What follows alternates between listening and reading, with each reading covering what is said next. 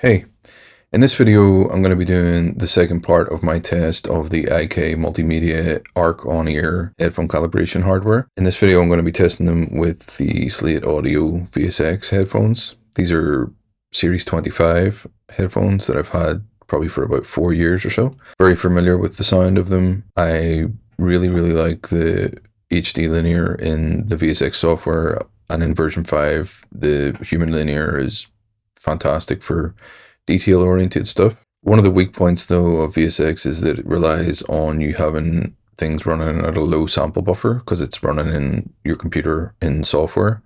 So if you're working on a mix and the mix is starting to develop over time, you're going to have to increase your sample buffer to keep the processing overhead lower so that you can have more overhead for more intensive plug-in mixing, which means that you'll not be able to monitor in real time with the VSX software, which means that if you're tracking acoustic guitars or vocals and things, you're going to be listening through uncalibrated headphones, or you're going to be using a pair of headphones like these Neumann NDH20s, which again are not really particularly balanced.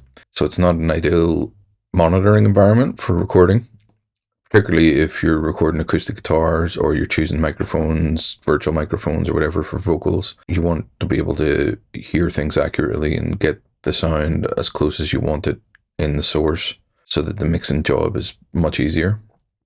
So that was one of my, if not my main motivation for buying the ARC On-ear hardware. So far, I've been finding it works really well. The profiles for the VSX are not exact. I've actually got this unplugged at the minute, so I'll go to the ARC On-ear software here. I'll switch views. So I'll plug the hardware in and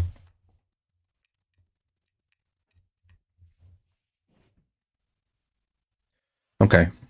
So you can see here that I have a profile set up for the Slate Audio VSX.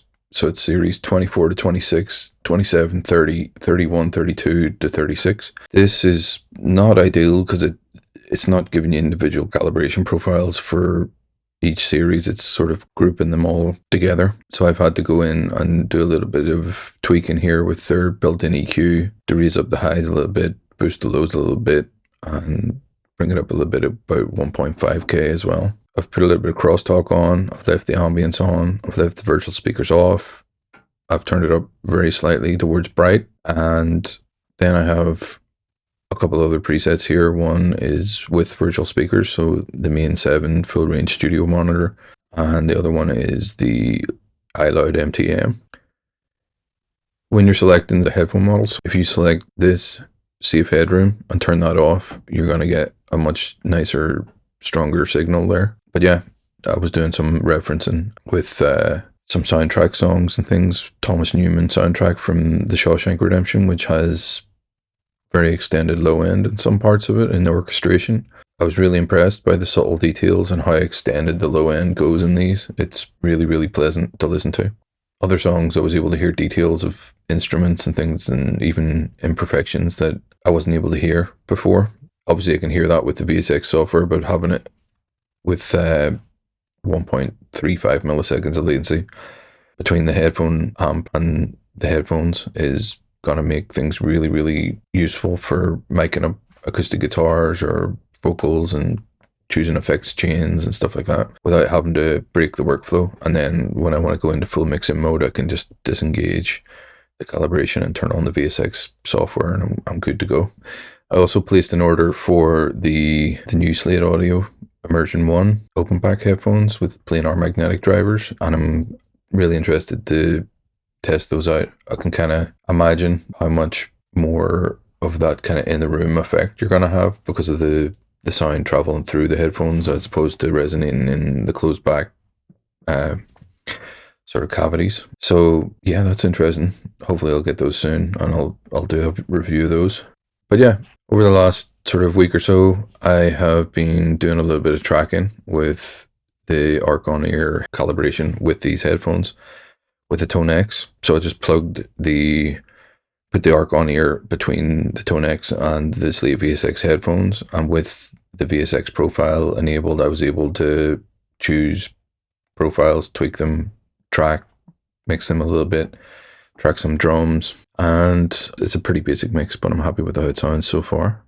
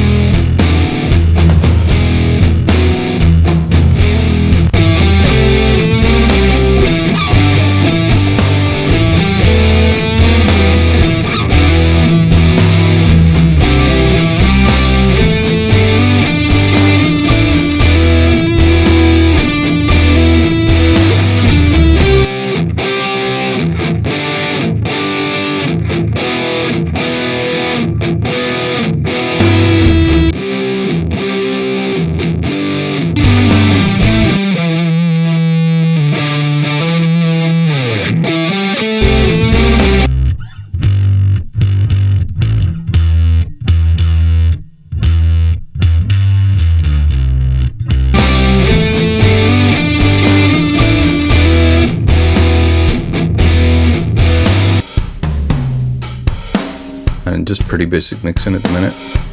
A little bit of Empirical Labs distressor plugin.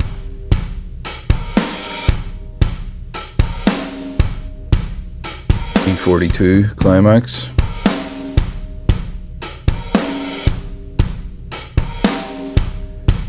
One of my favorite saturation plugins. And then just a little bit of clipping with the gold clip track.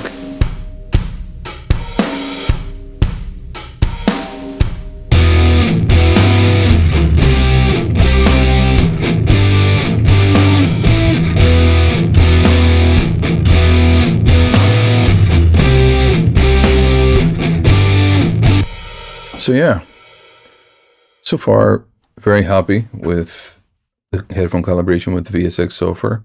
I'll probably end up doing another video where I actually just go through and show you in real time what it sounds like with me miking up an acoustic guitar, doing some recording with it, and then a vocal on top of that, and choosing a vocal chain through UAD console, just record it and print it and see how that goes. And then you'll be able to hear sort of the proof is in the pudding. If it is not accurate, it's not going to translate particularly well. If it is accurate, you'd expect it to translate reasonably well with only minimal mixing needed afterwards, you know, a little bit of tweaking. So that is the second part of my VSX headphone calibration hardware review. And yeah, I'll probably do a part 3 with the VSX. I'll maybe do it with both VSX and the NDH20s and see what kind of difference there is there, what decision differences it makes. In terms of mic placement, it'll be, you'll be able to hear clearly, you know, tonal differences and things. So a lot of the time when you're miking up an acoustic guitar, you're gonna want to sort of aim it around the 12th fret somewhere, or even sort of angled towards the headstock, but around the 12th fret, or even the cutaway section of a guitar towards the 12th fret.